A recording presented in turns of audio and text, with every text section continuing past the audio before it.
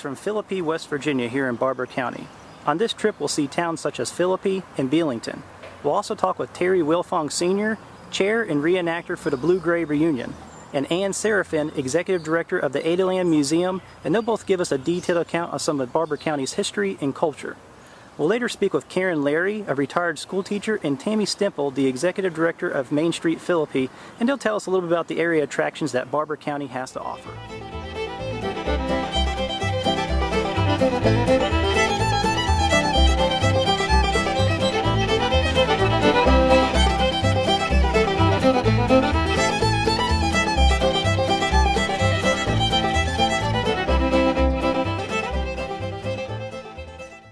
Settlements in the Tigard Valley that later became Philippi were about 1790, and the reason for the settlement was that we have the Tigard River, named after David Tigard, who was an early explorer up in Randolph County, and we had people beginning to settle along the river bottoms and establish some frontier farms.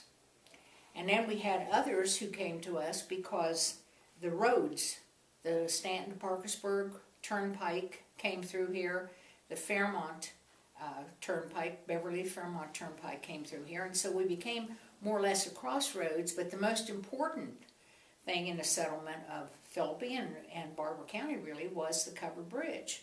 Because up until 1852, if you wanted to get from one side of the river to the other, you had to go on a ferry. And they were rafts that were pulled with oars by the men who took them. So you can imagine there was not a lot of things going across the river. When they finally got the covered bridge built in 1852, that made us essential when we talked about the Civil War. And it was really one of the reasons that the Civil War took place in this area. But we were talking about frontier farms. We're talking about a small number of people, various families living in Philippi. They established some businesses that you have to have in order to live. They had blacksmith, they had stables along Main Street, they had a shoemaker down there, they had a printing press and got a little newspaper going called the Jeffersonian. They had houses along the Main Street mixed in with some business places. They had dressmakers and people like this. But we were not a bustling metropolis. We were there to take care of the things that people needed. There were two boarding houses right in the middle of town.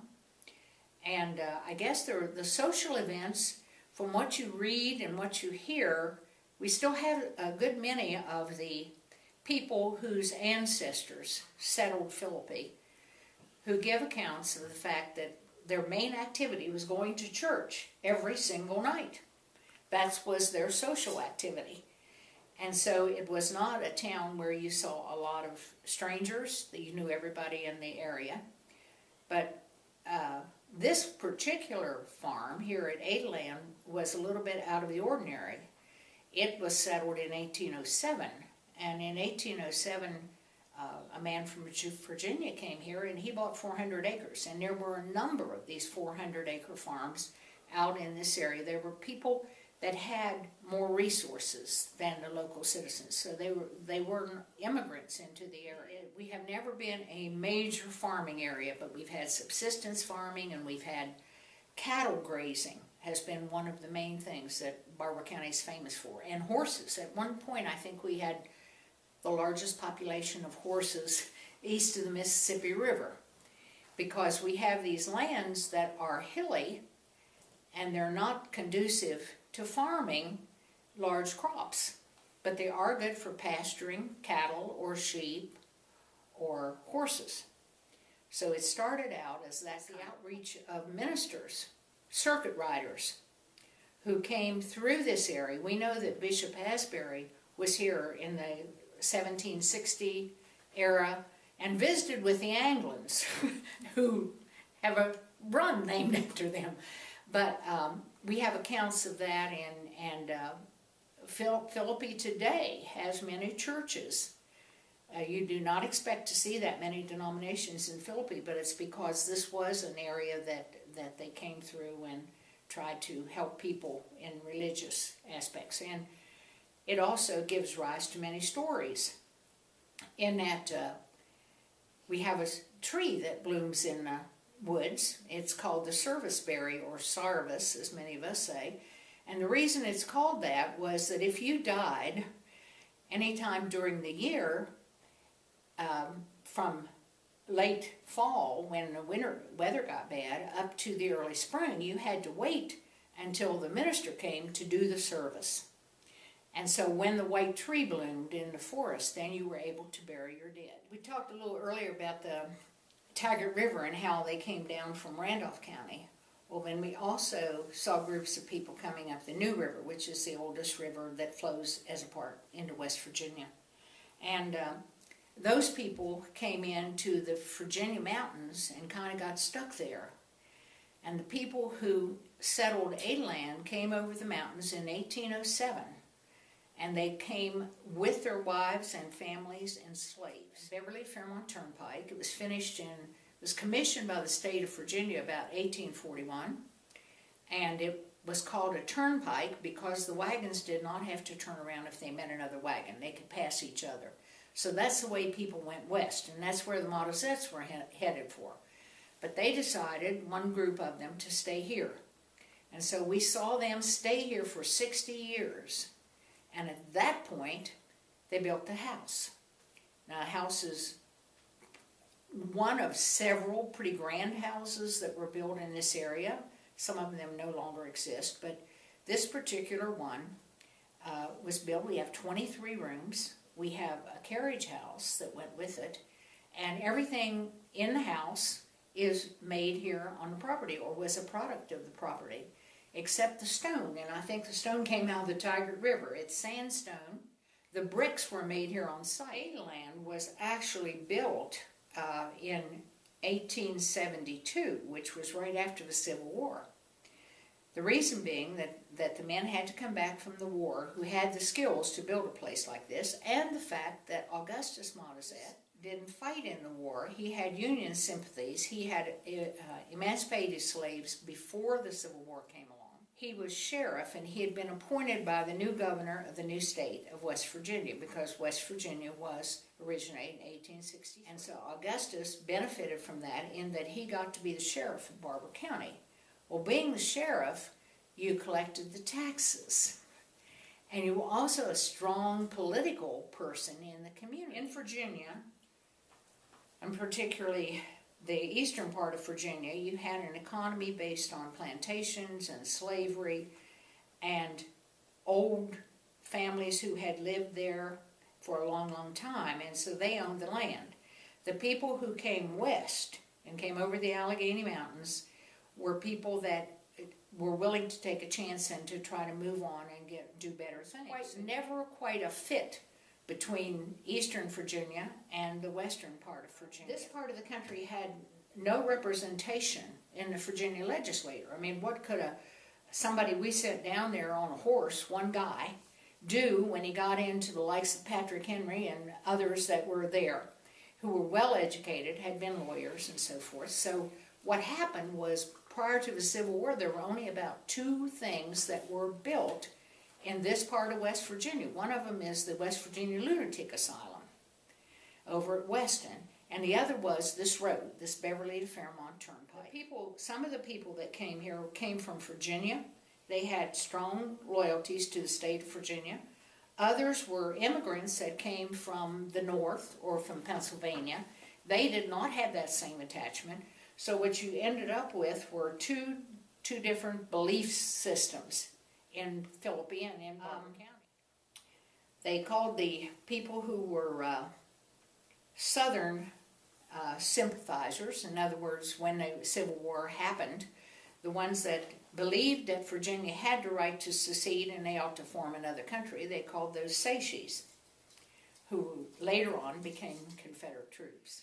The Union people were mostly from up in Pennsylvania and New York, and they came down and practiced here. We had a lot of lawyers, and many of our lawyers in Philippi in those early days became prominent players in the formation of the new state of West Virginia. John Carlisle was one of them. He was actually a native of Clarksburg, but practiced law in Philippi. Spencer Dayton practiced law in Philippi, but he was from New York State. So he had no Confederate or no Sache allegiance. He was straight Yankee. And so this caused a rift. We had Yankee people and we had Sache people. So it caused a rift that continued in the town. Philippi was considered themselves, the original families there, to be Confederate and to live in a state of Virginia. They wanted to live in a state of Virginia. The people who were Union sympathizers believed that the causes of the Union were more important. Colonel Porterfield was sent from Richmond by Robert E. Lee to Grafton to control what they wanted to do. Grafton was a hub of the railroad. The railroad never come into Philippi. The railroad was in Clarksburg, Parkersburg, that way. If they wanted to control that railroad, if they controlled the railroad, then they controlled the movement of troops. Well, when Porterfield got here, he went to Grafton. He got to Grafton, got off the train, he asked where his troops were at. Well, it was already northern occupied. Well, that's not a real good place for a southern colonel to be, right? So he went to a little town outside of Grafton. He rented a horse, rode out to a town outside of Grafton, which is called Fetterman. And there's still Fetterman bridges down there. And he found people at a post office and a telegraph. These people were Southern sympathizers. So he fell in with them, and they got to talking about what was going on. And they told him about the troops that was in Philippi, which he had never heard anything about. Well, he wrote back to Mr. Lee and told him, General Lee, and told him that he was going to move on into Philippi and see what was up here. Well, he moved to Philippi, and there was already two groups of Barbour Gray started. Thomas Bradford, which was a lawyer, had started one group of Barbour Grays, which was, the group was what they were called here. There was 52 men in that group, and in the other group was Allen Reger. He was another lawyer, and he had started another group. Well, in the meantime, the surrounding counties, Harrison, Upshur, Lewis, they had all sent their troops in here, and they were all called the Grays. These men were not equipped. The only thing they brought with them from home was what they had. They didn't have guns, they didn't have weapons, they didn't have tents. They lived with the people in Philippi. They moved in their houses, and they stayed in barns, stables. But one of the funny things is when the Upshur Grays come over, they had new tents. Well, they thought that was a mainstay for everybody. Then they got to look at the new tents, and everybody seen them, and that was a fantastic thing. The people at Fetterman contacted Colonel Porterfield and told him that, that Grafton was becoming more and more and more northern, and they got more troops. Well, then they started gathering people in Philippi for the Barbour Grays and that group. Well, Colonel Porterfield wrote back to Lee and told that he needed weapons. Well, he said, we'll send you weapons and ammunition and stuff like that. Well, this never happened. Somehow it got back to the people who controlled the northern groups, which was out of Pennsylvania, New York, New Jersey, and the upstate part of the United States, that they were amassing a group of rebels in the town of Philippi of probably 2,000 to 3,000, which in real life there was probably maybe 1,000 at the most, unarmed. But they got a little afraid that they were going to charge, get their group together and attack Grafton and take over the railroad. Well, then the Northern said, no, we're not going to do that. We'll attack them before. So what happened was Colonel Benjamin Kelly brought 3 companies out of Grafton, the Northern troops, by rail up to a little town outside of here called Webster.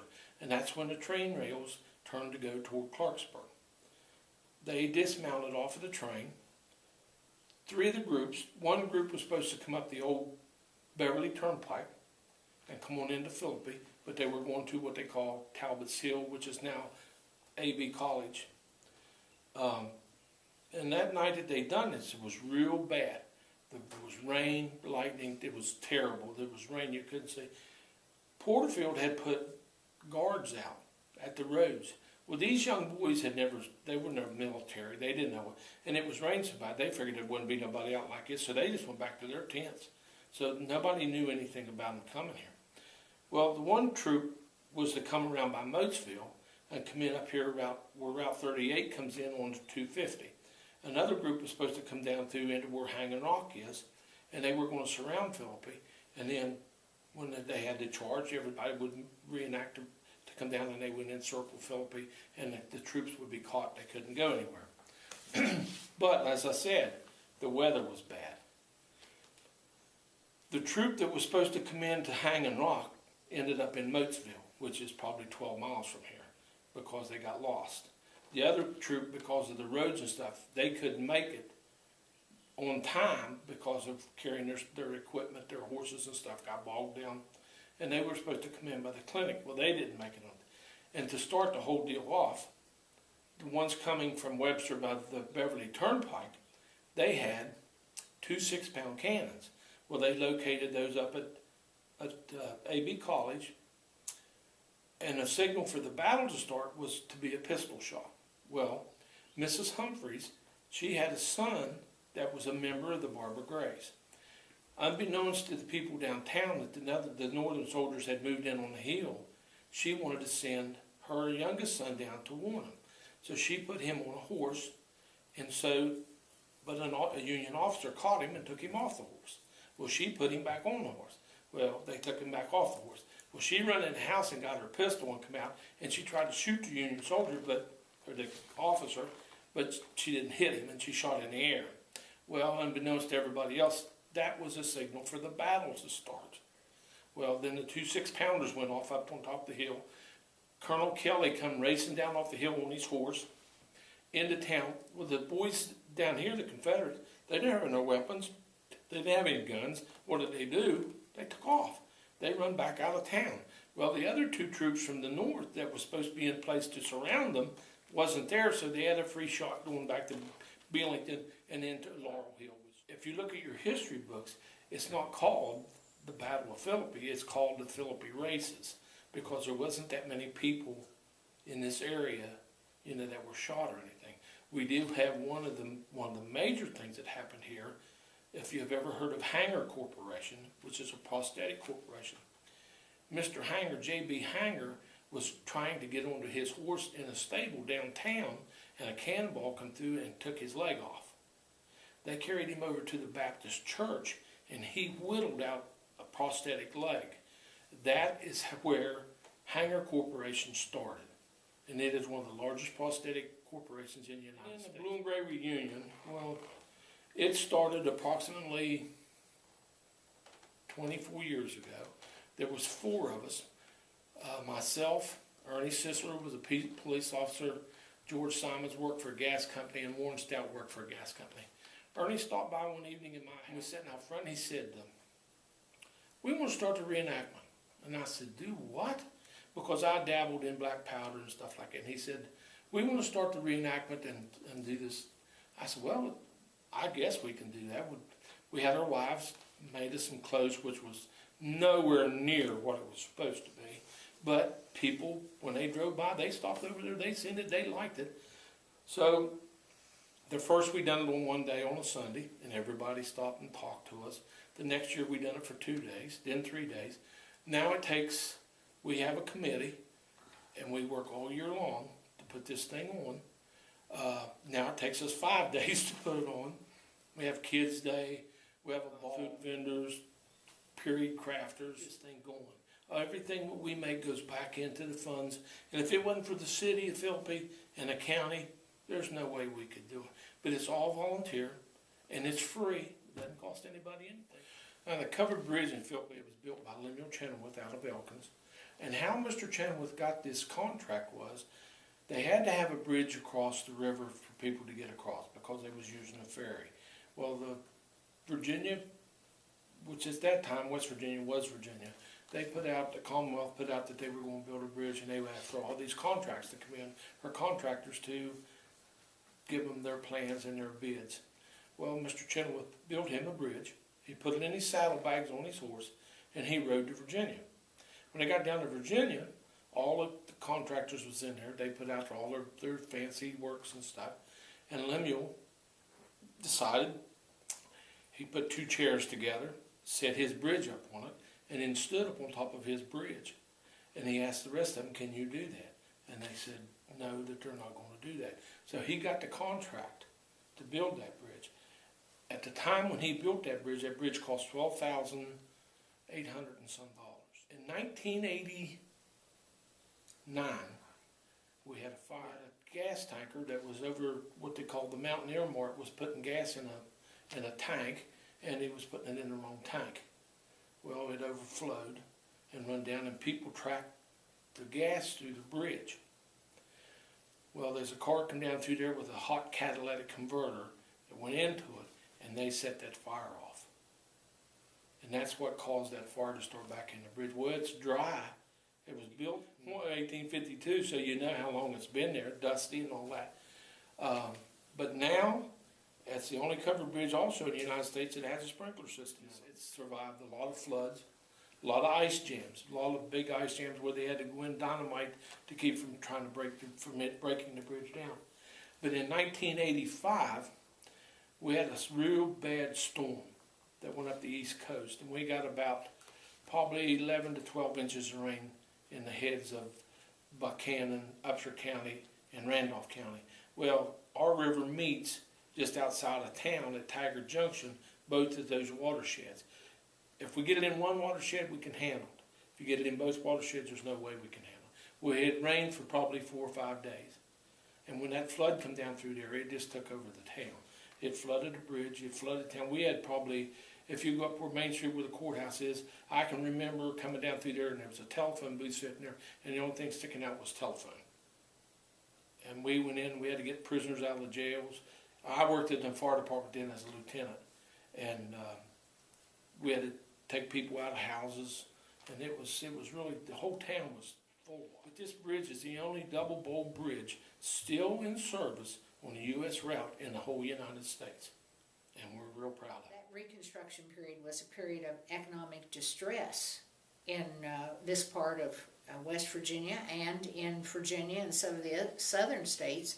The soldiers came back from both sides to Barbour County because we had brothers serving in 2 different armies coming back. Some of them were wounded. We did not have the benefits that veterans have today. So many of them were not able to make a living. And what happened was some of the people here packed up and went on west because at that point they could get homestead lands, and that was the case with Adaland. The Mottazet family that lived here went to Nebraska. And then this became a different scene for the county. This became tenant farmers. We had people coming in from Pennsylvania and other places who bought large tracts of land. Some of them they used for tenant farmers, shared the money made from crops, and some of them eventually, after the railroads began to come in, and John W. Davis of Elkins was one of the main people, he would buy a large tract of land, had timber on it, and then he'd build a railroad to get the timber out. We began to see coal mines open up, but it was very small scale, except in some of the areas that were around the Galloway area, Simpson Creek Collieries. There was one behind us here at Adaland that was pretty extensive. We didn't have mechanized mines like we have today. It was mostly people pick and shovel and producing small amounts of coal. It was sold locally, generally speaking, unless they could get it on a railroad car and ship it out of here. But you had that going on, and of course they were in direct opposition to developing large-scale farms, although there were several within the county. Again, going back to the idea that cattle was a good deal here, and so were horses and sheep. Well, things went along, and you saw the 30s, the era when Judge Robinson lived here at Adaland. You saw the Republicans in power in the state of West Virginia, and that came about as the result of a civil war because they were the party that won.